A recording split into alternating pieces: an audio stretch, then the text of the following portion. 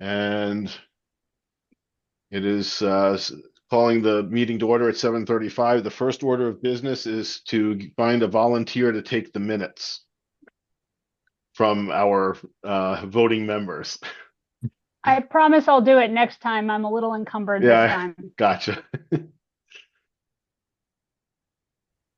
Um, I think everybody's done it once at this point, so and I was the one who did it first, so I guess I'm back up. Um, Thank you, Charles. sure.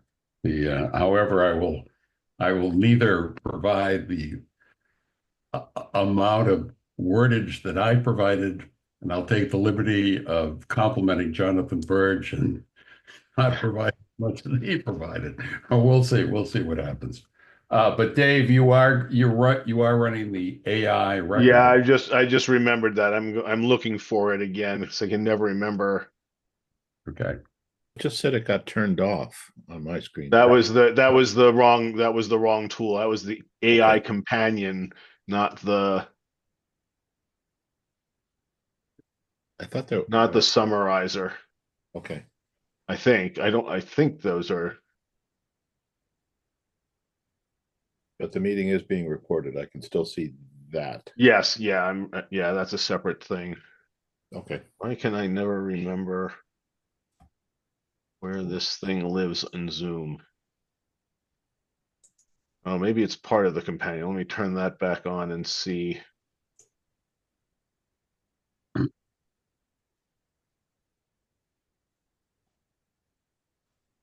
And this is the thing for asking the AI companion messages. It does not seem to be the same thing as. I guess it's something that's only on the host's dashboard. I don't see it anywhere. Yeah, no, it is a host thing, I think, but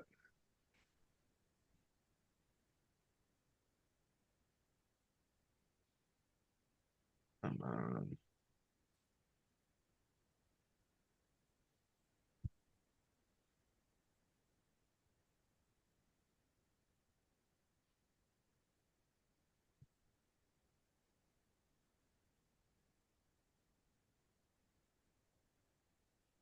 oh, there we go.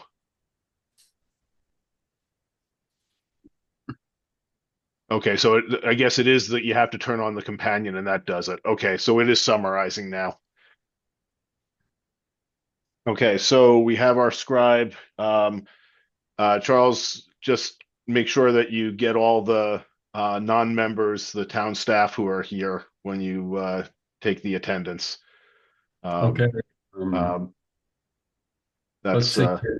Let's see. I can see Dave Goldberg, myself, Dan Ellard, Jonathan Green, Jim Barretts, and Kristen Patel, and I have Phil Lawrence, Jonathan Burge, and Paul Roberts absent. right. Um, Chris They may McClure, show up late, but yeah. good to But see you. And these other two gentlemen I don't recognize. So maybe you could tell me who you are. yeah, I'm gonna do after we do the minutes, I'll go around with introductions. Okay, good. That's fine. That's fine. You can also, if you want, you can also hit the participant list and screenshot it. Um, I'm not sure I know how to do that. So why don't we just, you know, Okay. All right, so let me share the minutes from last time. That's the first thing we got to do is approve those.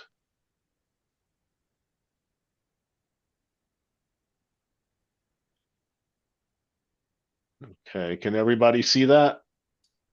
Yes, I can see them. yeah. Okay.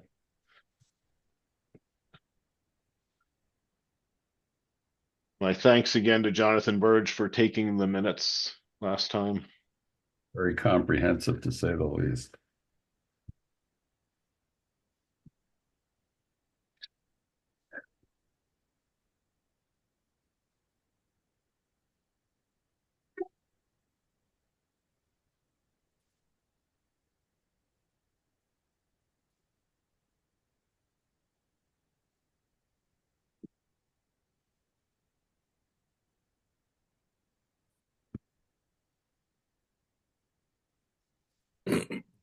Let me know when I need to scroll more. Ready when you are.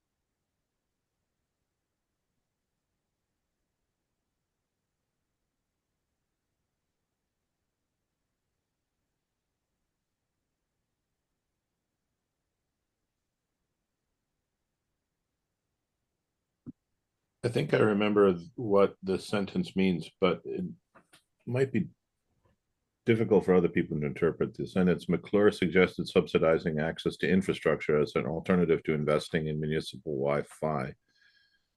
What kind of infrastructure? Do we want to spell that out? Where are we in this? Right there, yeah. I would say existing infrastructure, existing cellular, right? Broadband infrastructure, Okay. So- private infrastructure. Maybe just the word cellular is necessary in front of infrastructure, so. Disambiguate Okay. that, okay. I have one update in the next paragraph. I think the clinic that was being talked about is actually a fix-it clinic, which is much broader than just device repair. So I just suggest you replace the words device repair with fix-it. Yeah. Fix hyphen it. Yeah, thank you. And do we want to put the date in there for that? It's going to be November 16th at the Beach Street Center. From 11 to. What was the 11 a.m. date? 16th? The Did you say? 16th. Paul will correct me if I'm wrong, but that's what I have in my notes. From 11 a.m. to 2 p.m.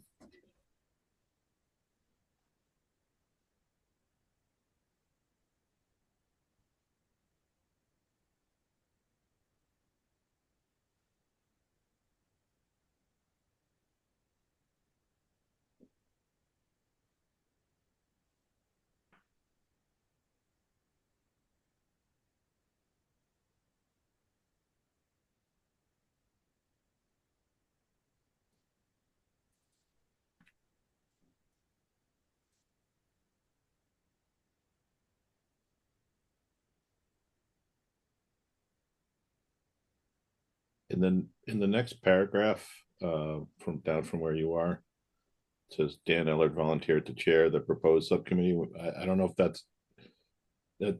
I don't know if that's necessary anymore because we decided not to have a formal subcommittee. So I think it's handled. Yeah, I think the second paragraph says that, but I can take yeah. this line out. Just anybody who reads that one paragraph will think, "Oh my Yeah. God, there's a subcommittee. How come Right. we didn't know about this?" Yeah. Yeah, I agree with you.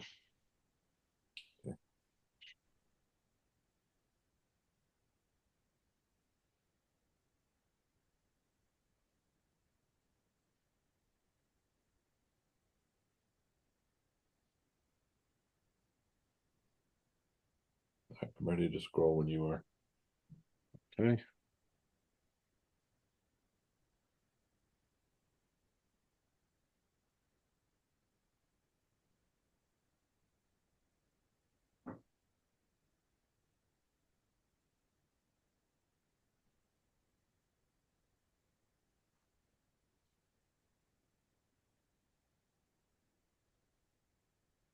I think I'm good with everything now. Okay, anybody else? I'm okay. Okay, can I have a motion to approve? So moved. Second. I'm gonna have to turn off sharing so I can watch the voting. Okay. Could you repeat who made the motion, please, to accept the minutes? I moved and I don't remember who I seconded. think it was Jonathan who seconded. Okay. Yeah. Okay.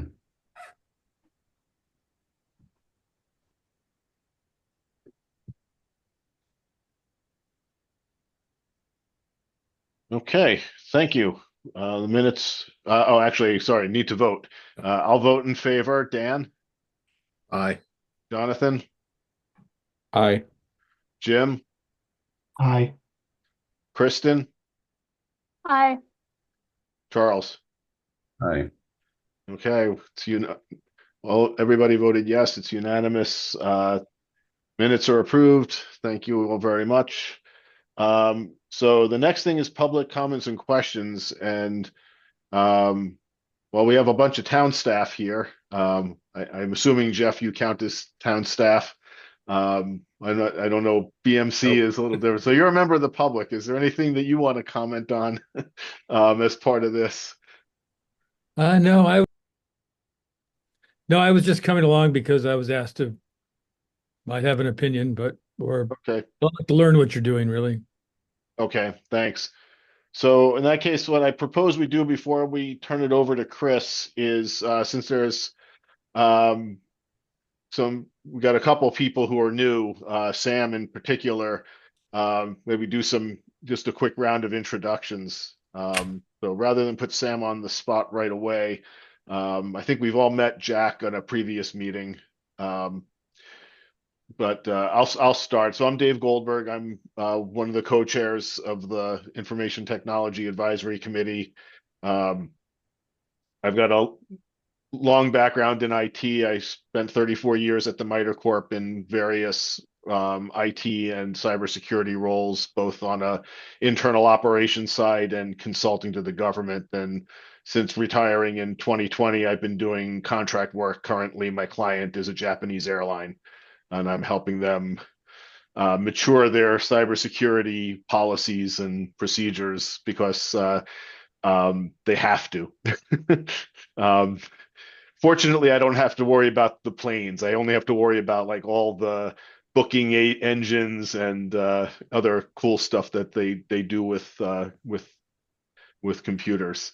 Um, Flying the planes is somebody else's problem, uh, and the CISO is really glad of it. So that's me. Dan. I'm Dan Ellard. I'm the other co-chair of ITAC. By day, I work for BBN or RTX BBN Technologies over by Fresh Pond in the network and cyber technologies group, where I am a lead scientist slash principal investigator. And in my spare time, I work for Jeff. He's not smiling though. Uh-oh. Jonathan. So we're talking about Jeff. I guess I should say that I helped co-found the Media Center, and I hired Jeff. Probably one of my best hires in my whole career. So that Jeff's going strong as well as the Media Center. I've been on ITAC for maybe 20 years now, maybe even longer. And day job is actually running an investment management firm, which I co-founded about a dozen years ago. But prior to that, I was trained as a physicist, used to work at MIT Lincoln Laboratory, and I've also done a substantial amount of work in software development.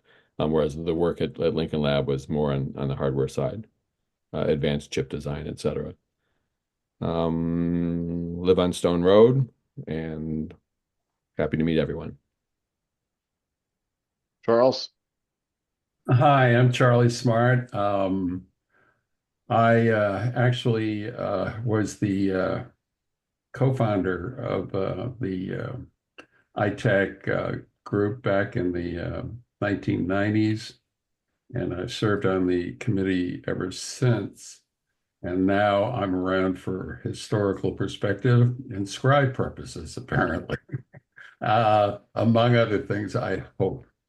I spent the vast majority of my career in the software development and distribution business. I co-founded a company called Smart Software that actually was based in Belmont, technically still is, although we merged with another company earlier this year, which, as the retired CEO and president, I was very happy to hear.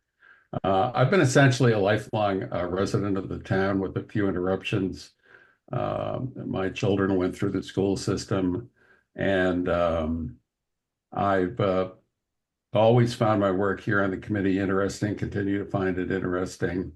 And I look forward to learning more about the town staff that's in attendance, and happy to work with you in the future. Thanks. Who else we got? We got Kristen. Hi, nice to meet you all.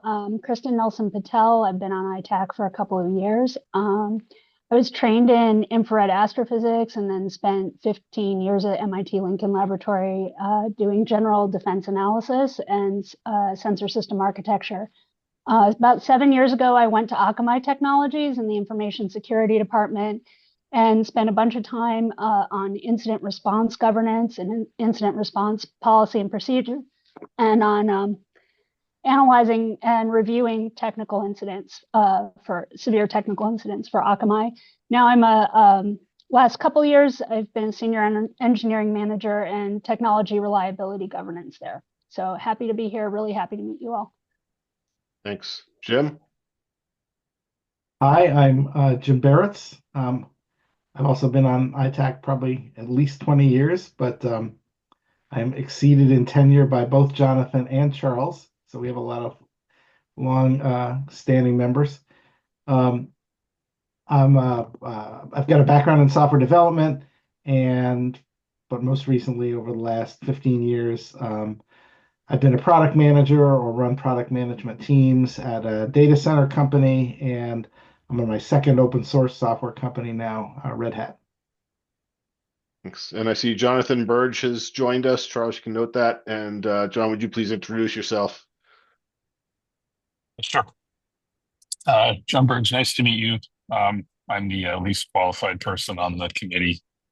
Don't have an IT background. I'm an aerospace engineer at MIT Lincoln Labs. Thanks. And just so you're aware, John, your minutes were approved. Thank you again for taking them last time. No problem. Sorry I'm late. No worries. Excellent. Okay. Sam, if you would just introduce yourself, and then I'll turn it over to Chris. Sure. Thanks, Dave. My name is Sam Ross, and I'm the new Assistant Director of IT for Belmont, working with Chris. And before this, I was at the Perkins School for the Blind for 2.5 years, where I was the help desk manager.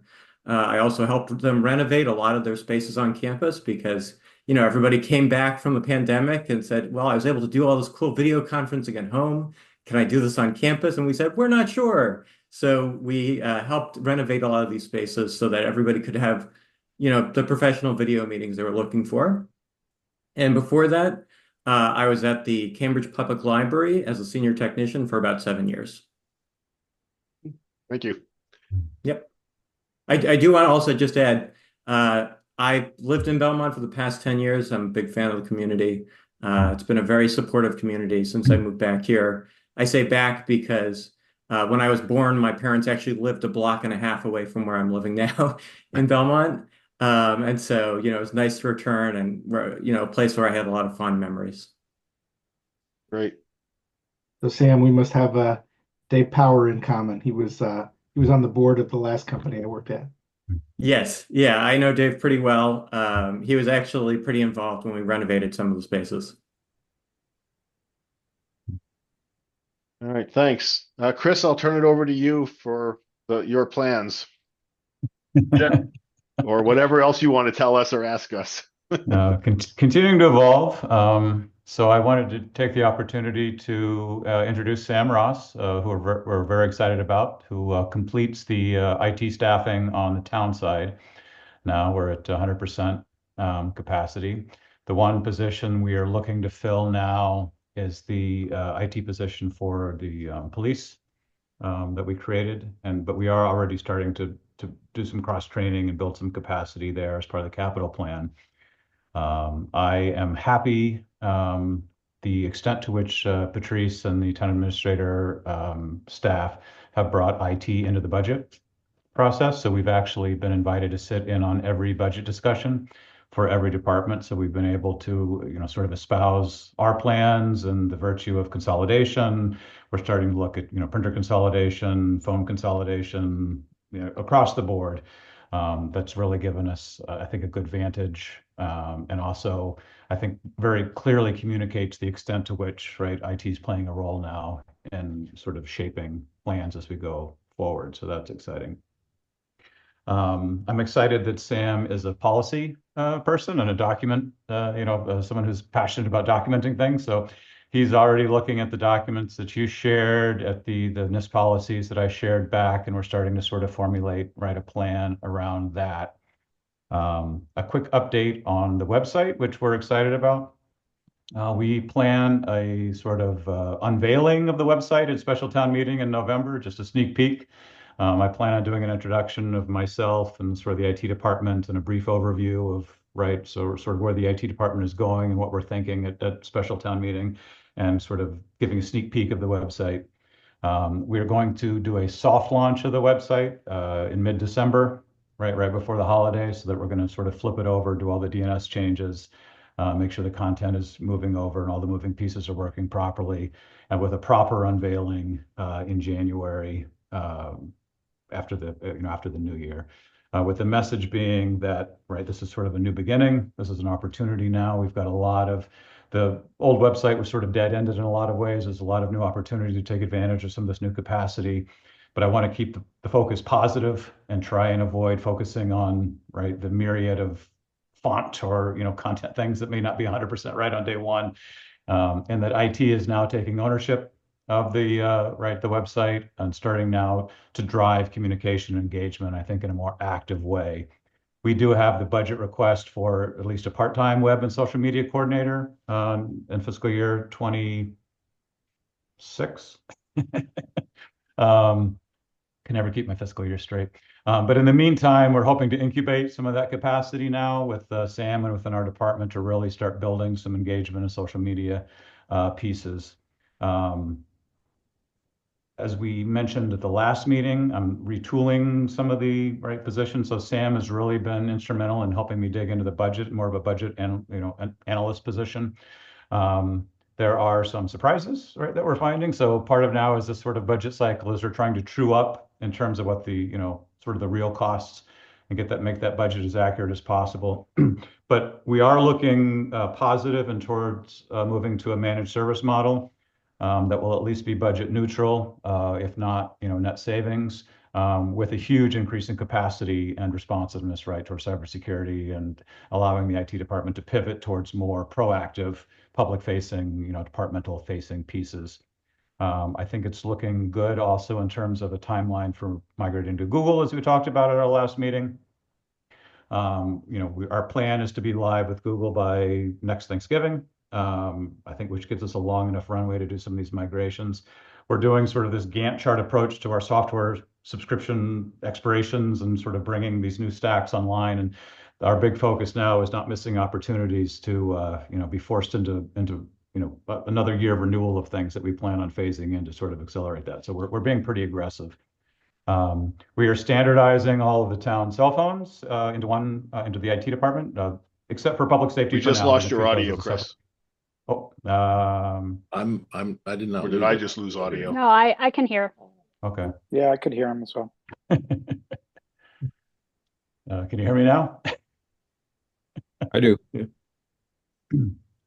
Yes. All right. I think it's a Dave audio issue.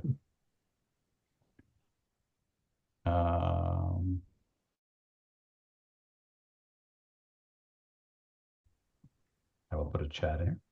No, Okay, I'll proceed, and we'll.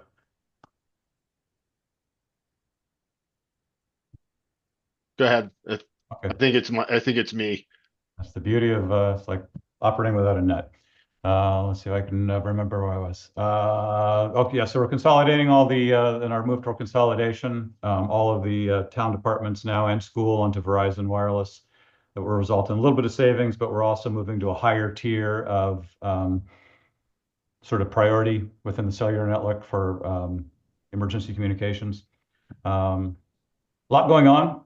We're starting the capital process, meeting tomorrow with public safety or with police and IT to start consolidating some of the capital projects and getting those in line. I think there was a little bit of sticker shock when I put forward the sort of IT department operating capital budget this first pass, but my approach was to throw everything against the wall and just sort of create an expectation of where we need to get to, with an understanding that it might not all happen within 1 year, but at least I wanted just to create the conversation around where we need to go. Within that space, I know there was a question with the new website, and I think this is a good opportunity and also a segue into how we can better leverage Google into getting more IT resources out to the community.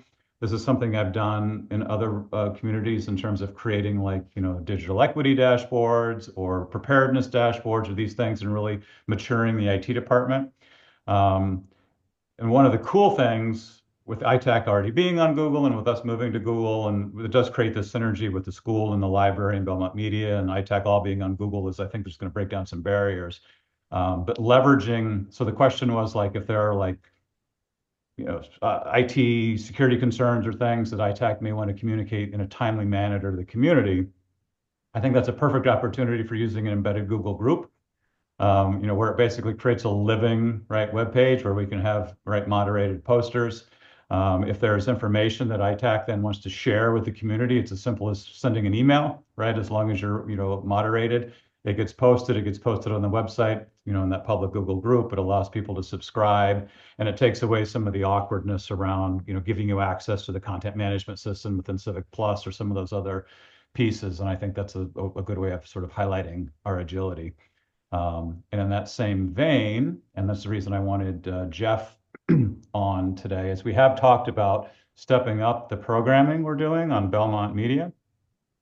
I know there's been some interest in getting sort of ongoing information about cybersecurity or sort of other tech topics. And something that I've done with cable access in the past that I think works well is sort of just a standing "Did you know?" IT series.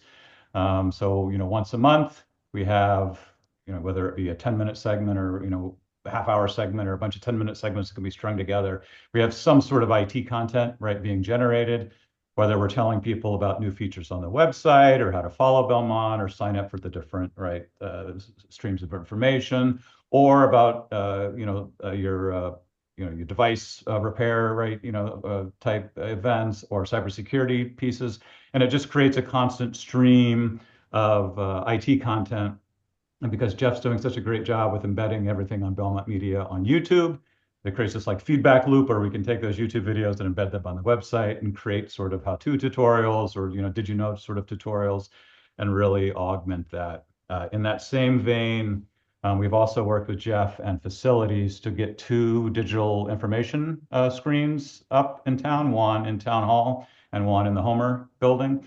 So that uses the same carousel platform that's used in the senior center and other places, so that we have another stream of information to get info out to the public in terms of meetings or other type of information that can be controlled in the cloud. So that's sort of a lot, but So that's really where we are. awesome because there's a bunch of things you just said that Paul and I put in that 21st century government document that I shared with you. Yeah. I'm really glad to see some of that finally coming to light. Yeah, we're moving forward with the fiber plans. That's going well. We did get that $77,000 cybersecurity grant that the state has sort of put on pause. They're waiting for further clarification from FEMA around that, but we do have some plans, as we talked in the last time, to get that sort of pen testing tabletop exercise going. And I think, as I mentioned last time, and I've talked to Sam about this, we really see that as a jumping off point for a governance program, right, ongoing, because everything starts with the policy. So a lot of exciting things happen. I'll feel better this time next year when we've made it through a full budget cycle. We kind of have a better understanding of the town meeting pacing and sort of letting everything shake out in this first circle. I will say that Patrice in the town administrator's office has been extremely supportive. Most of the departments have been extremely receptive and sort of supportive of seeing things happen in IT. I'm looking forward to the budget meetings with the select board in December to start sort of telling the story and making the case for additional funding. Continue to work pretty closely with the school. The next big hurdle is bringing public safety, and I think getting the capital in line in terms of virtualizing a lot of their physical environment right now will go a long way to sort of normalizing our capital hardware cycle. Mhm. You mentioned that you're hiring for the to replace John Steves. Is he fully gone yet, or is he still doing that part-time hang around thing that seemed to be going on forever? Well, I need I'll to know because caveat I'll that have to by take him off saying, the mailing list if nothing else. I'll caveat that by saying, from my understanding, there is no replacing John Steves. Yeah. He, IT is one of the many hats that he wears in terms of building the cruisers, and so we are going to hopefully shadow and recreate the IT portion of what he's doing. We're hoping to be able to do some shadowing, now that we're fully staffed, at least on the town side, do some sort of shadowing with John. And Sam's been helping me get sort of standing meetings set up with all these different groups within town to make sure that we've got this ongoing dialogue. He will retire at some point, probably and what that looks like, it may, there may be some continued dispatch work or other things, as from what I understand, but he's certainly been a great resource. He's been certainly very cooperative and collaborative with us. And our goal is to take advantage of all his institutional knowledge right over the next few months, get that documented, and then start standardizing some of the police work. Obviously, with the sensitivity to the importance of the work, the critical nature of the work they do. So we always sort of treat public safety as a higher tier, right? Not that all departments aren't important, but there's the critical nature of that we're always just sort of extra sensitive in terms of making any changes within the public safety department. Thanks. Anybody have any questions?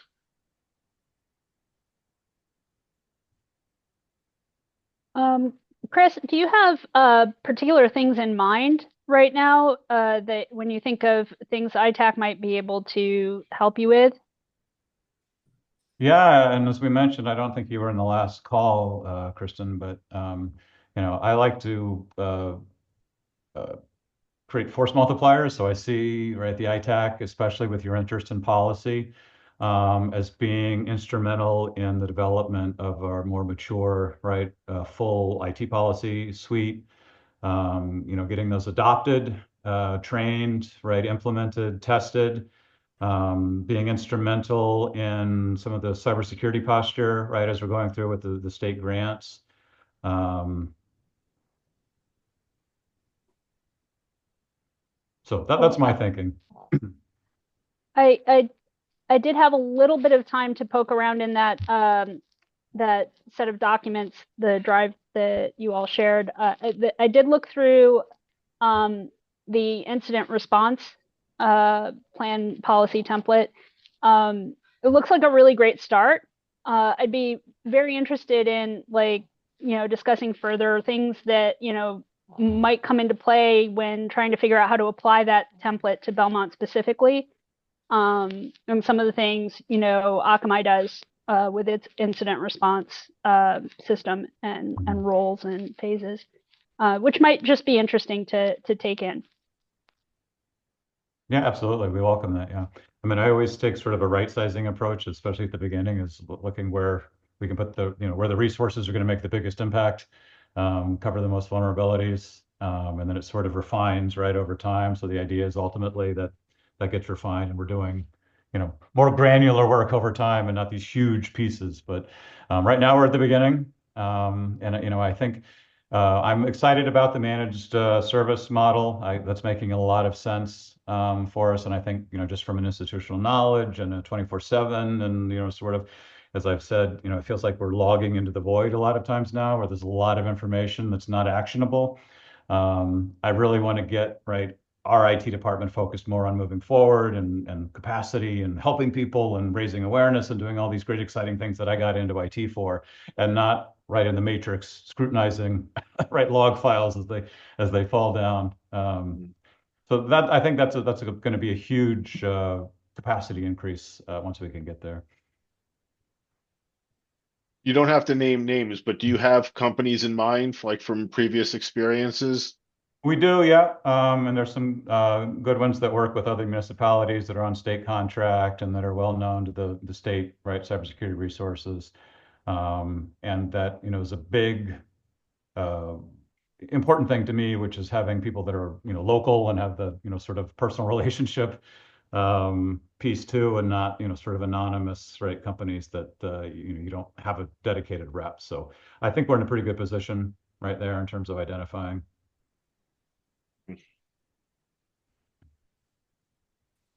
And the reason I ask, at least partly, is I know the light department is using one, and if they're any good, maybe there's an efficiency there, if at all. Yeah, there's, I think I mentioned last time, one of the big goals is some relationship building. I think we're on that way with the school and with public safety, and we have met with the light department. And just, sort of, I'm a big believer in gains through attrition and sort of building those relationships and building trust, and sort of letting things run. So I think that's where we are. I think we're looking, especially around the fiber projects, there's some good opportunity for us to re-engage the light department and public works and the schools and public safety, and then hopefully build on success from there. But we are looking for opportunities. We've standardized on some of the hardware platforms of the schools using and some of the vendors, where it makes sense, and sort of bringing things in line.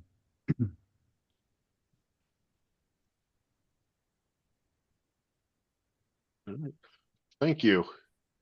I guess moving on, the next agenda item is if we felt the need to revisit the public health. I'll use air quotes around the word subcommittee, because we did agree last time to try to do something without being so formal. But I don't know if we have anything to discuss on it. Dan, what do you think? I personally don't have anything to discuss. I've been on travel for half the last month, so I haven't had a chance to get started on it. I would like to just urge people who are interested in this topic and want to get involved to contact myself, and I believe Paul also volunteered to be involved. So either one of us, we're not a subcommittee. We're just a group of concerned citizens or something like that. Right. And this was again around questions about public health and like cyber risk, for example, right, Dan? Yeah. So just kind of raising public awareness of some of the threats and hazards out there, and kind of using our expertise. Yeah. And I could see that parlaying into like a resource page on the IT, or the, between the IT department page and the ITAC page, in terms of even just white papers on, different types of preparedness or resources that are available, tie it into maybe part of that series on Belmont Media. And it just sort of becomes a standing, resource for people. Yep, absolutely. Yep. In the past, the more visual, the better. Yep. In the past, we had a couple of talks where we had experts in various fields come in. One of them was Jim Sarcusa from the Belmont Police Department, came and talked about cybersecurity and scams and things of that nature. We also prepared some takeaways that we gave out at some town events, saying like, here's 10 things to make sure you do. I don't remember how many what it was, but back up your computers, don't use the same password everywhere, that sort of thing. Just very basic things, but they're not basic to everybody yet. And that's a good opportunity for like living Google Docs, right? Where these white papers, where you could potentially maintain some of this stuff. We've got a YouTube channel going with Google as part of Yep. social media, start putting some of these videos, and it just starts becoming a growing library. And one of the things I found, successful is it's akin to like emergency management thinking. So you have this growing library of, white papers on different topics, and as things emerge in the news or, right, sort of events happen, the social media or, the website says, hey, this just happened. Did you know Belmont has these resources, right, on this thing, and sort of drawing attention back to that. Yeah, that's the sort of thing that we're trying to do. And also, you mentioned like using Google Docs and YouTube as a repository for some of this information, but one of the challenges we faced in the past is, I'm going to abuse the metaphor of the last mile. So when you're trying to educate people about cyber or network or computer issues, a lot of these people are not ready to be told, go look on Google Docs. Because if they knew what Google Docs was, we wouldn't be having a conversation. So we have to make it really easy for people to find the information so they can bootstrap themselves and find more information. Well, I think that's where Belmont Media becomes the last mile in terms of reaching that audience. I think the library too, the new library could be really helpful for that. They'll probably have rotating displays of public announcements and information in the lobby and things like that, at, meeting rooms where, in events there. That might be a good, especially for the older population. Yep. I'm a big fan of even just using like simple web shortcuts, right? That you sort of brand and beat the drum on. So, belmont-ma.gov/cyber safety or / right, whatever. And then you just repeat that over and over again on Belmont Media and the library. And then that becomes the one-stop shopping for all these resources where you can promote things. But I agree. And I think that's where bringing in cable access is a huge component for reaching the not traditional digital audience. I was, if I may say, Chris mentioned the digital signage that's run through the Carousel cloud software, and we installed that. Belmont Media Center installed that at the Beach Street Center over 3 monitors, and then realized that we could deploy that all over town, and that's where this kind of collaboration is beginning. So there's already a plan for us to deploy some screens in the new library with software we already have. So it's finding ways to kind of leverage what's already there and maybe get the most out of it. So yeah, we did the same thing in Cambridge when I was working there. We put display screens on all 7 branches of the library that were tailored to the events happening at each branch. And people found that incredibly helpful in terms of knowing what was going on at the library and also seeing announcements that we had out. Cool. One thing I wonder about, I'd be interested in your thoughts, Chris, is sort of the resilience question, which is, I totally agree with, shifting a lot of the work to MSSPs and managed service providers, using Google, Google's infrastructure to streamline things and enhance collaboration. And I worry about, what do we do if that MSP gets targeted by a nation state actor and taken down? And, how do we ensure, if Civics Plus gets taken offline, how do we get our website up and back and running, serving the public when the provider itself is? So I don't know if that's part of your kind of thinking or planning, but I'd be interested to hear your thoughts on what a solution to that might be, kind of fallback or, locally hosted infrastructure that we could fall back on or something like that. So I'm still a huge hybrid, right, fan. I don't think we're ready to put everything in the cloud.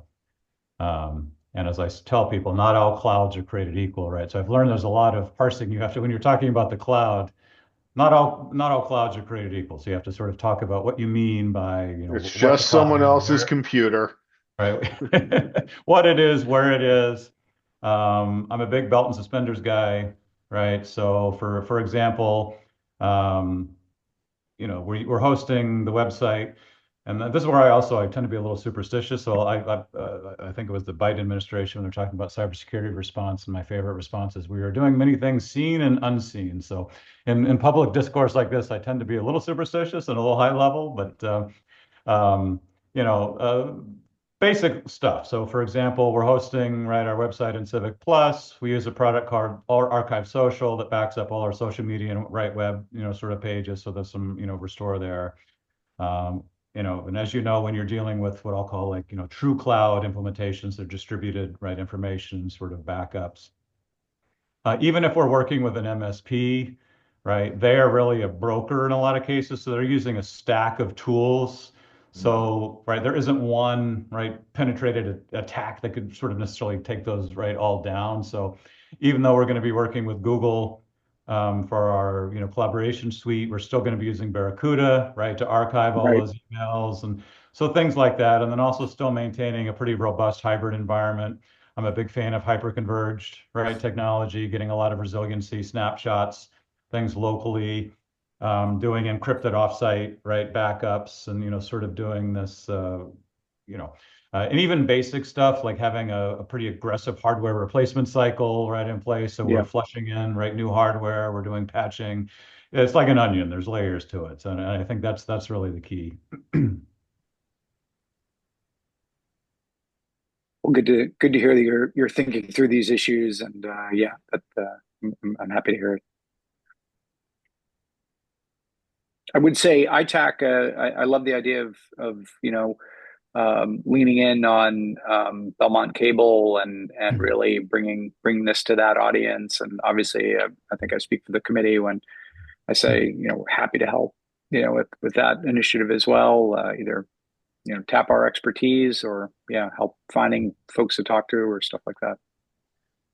And one of the challenges in this, there's also tapping in. There's a lot of great state resources, federal resources, and the state is actually being very proactive in making these available now in terms of right, different grants, different opportunities.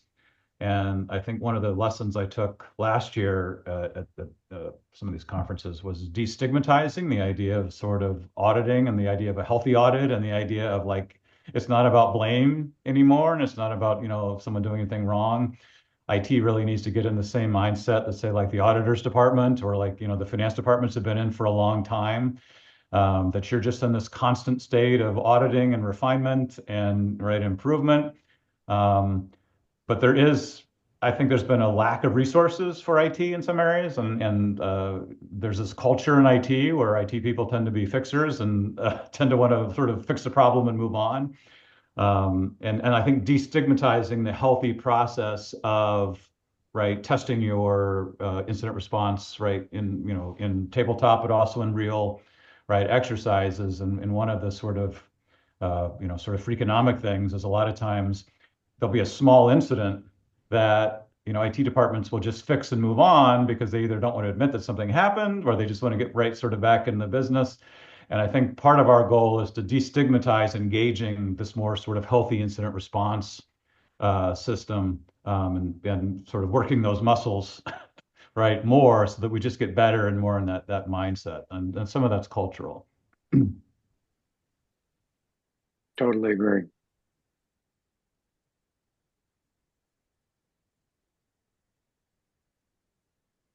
All right. Does anybody have any other business?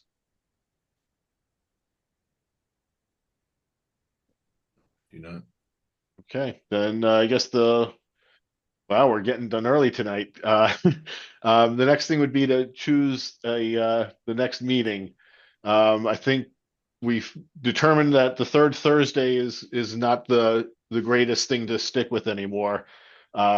November is kind of funky because the end of the month brings us to Thanksgiving, and even if we went to the Tuesday before Thanksgiving, that's probably kind of dicey. Um, and then the following one would be the end of December, which is even worse. So my proposal would be December 3rd and then figure out January after that. What do people think? That would be the first Tuesday in December. I mean, that guess works. I could also go a little earlier too if you wanted to shift early in November. Well, And Yeah. we're already at the end of October. That would just be a week. So Okay. early November is a week away.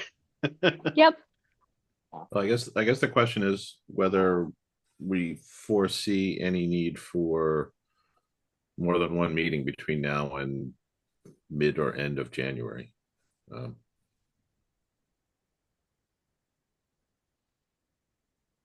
I mean, I don't. So Okay, I'm just raising the question. Yeah. That's all. I Third works for me. okay, I will note that on the calendar and get it set up at the appropriate time. all right. So what is the date now, Dave? December 3rd. Same time, same bat channel. And 7:30 as well, Yeah, right? yeah, the usual time. Okay. What is that? Is that a Tuesday? Yeah. Sam, should I add you to the mailing list? And there's no obligation to show up if it doesn't make sense for you, but Yeah, you're going to absolutely add me to the mailing list. I'm happy to attend, and if there's anything I can, help you guys with, I'm happy to support you guys just as you guys are supporting us. thank you. Okay, I guess we're ready for a motion to adjourn. Before we do that, Yep. if I could just ask, this is not ITAC business, but maybe since we have the Zoom link open, perhaps we can leverage it. Has anyone had any experience who might be a Verizon Fios customer, and Verizon has said all of your old equipment is going to be obsolete, and we're going to send you new equipment. And I'm curious, I just received my batch of new equipment, and I'm normally pretty good with this stuff, but it's been a bit of a chore to get it all set up. And I was just wondering if anyone else has experience that would like to chat. When they did, I'll be happy to talk to you, but I can just say offline right now, I went through that about a year and a half, 2 years ago. And they didn't actually, it was me generating it because I wanted to up the speed. And I turned out I was at the max for the old equipment, and they basically said, well, we have to give you new equipment in order to give you the gig. And but they actually sent someone to install it. They were actually pretty insistent that I not try to do it myself because it had to be wired in properly. It wasn't quite a plug and play. You talked about the ONT, Jonathan? No, the ONT they've left alone, but all my set-top boxes had to be replaced. Oh, I don't have TV, so in my case it was internet, and they actually had to pull the ONT out. That was the ancient equipment that they wanted to get rid of. Oh, so we're talking about different things. Sorry. Yeah, that was the same with me. They came out and replaced my ONT like a year ago, but we don't have cable TV from them either. No, I'm sorry, I should have been more clear on that. This is a TV only issue right now. I sometimes get calls from Comcast and Verizon customers asking for help, but a couple of people have called with the exact same problem you have. So, or your same situation. I think so. I saw that Carolyn from my street actually, and I was thinking, I could help her, but then I said, well, maybe I should wait until I do it myself first. But you know what? I'll call the Verizon guy and see if they have just get a clarification on that. Maybe there's some help they can provide. I don't know. Yeah. Okay, I'll email you offline, Jeff, and tell you exactly what my issues are. Yeah. Okay. Jonathan, I have a Verizon IT, and TV. I went through this. I guess it was long enough ago, or it was successful enough that I don't have any firm memories of this creating problems per se. But well, it could just be my setup at home is more complicated than most, in part, and also I have an old TV that I'm trying to, I've got it working on two TVs, but not on my third, and that's the oldest TV, and It may just be an incompatibility of HDMI formats or something. It might be that sort of thing that I'm dealing with. So I'll be happy to talk with you, but I'm not sure I can be that much of a resource. Sounds like Jeff probably has more of a direct line into Verizon to help you with. yeah. Okay, thanks. Have you tried just Googling the problem you're having or going like there are Verizon support?